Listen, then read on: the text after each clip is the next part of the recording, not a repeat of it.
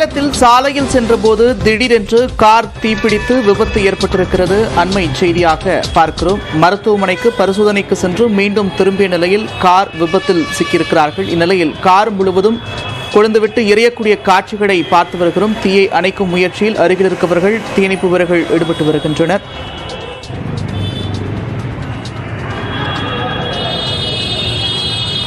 கூடுதல் விவரங்களோடு செய்தியாளர் திருமலை இணைப்பில் இருக்கிறார். திருமலை, விவரங்கள். நந்தா, கோவை மாவட்டம் நரசிம்ம நாயக்கன் பாளையத்தைச் சேர்ந்தவர் அன்சர்.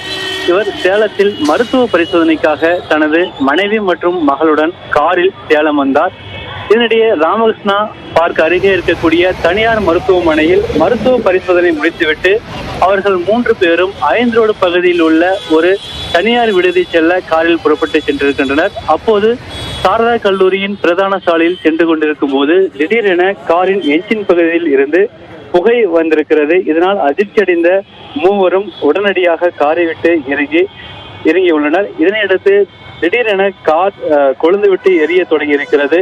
இதனை அணைக்க அங்கிருந்த பொதுமக்களும் முயற்சி செய்திருக்கின்றனர். இதனிடையே செவ்வாய்ப்பேட்டை தீயணைப்புத்துறையினருக்கு தகவல் தெரிவிக்கப்பட்டதை அடுத்து தீயணைப்புத்துறையினர் விரைந்து வந்து காரை அணைக்கும் முயற்சியில் ஈடுபட்டனர். தொடர்ந்து தீயணைப்பு வாகனத்தில் வந்த தண்ணீர் முழுவதும் ஊற்றி அந்த காரை அணைத்தனர். இருந்த போதிலும் தீ கொழுந்துவிட்டு எரிந்த காரணத்தினால் கார் முழுவதும் எரிந்து கருகியது. இதனால் அதிர்ஷ்டமாக மூவரும் உயிர் தப்பியுள்ளனர். இதனிடையே இந்த தீ விபத்து எதனால் ஏற்பட்டது என்பது குறித்து அழகாபுரம் போலீசார் விசாரணை மேற்கொண்டு வருகின்றனர். நன்றி திருமலை, விரிவான விவரங்களுக்கு.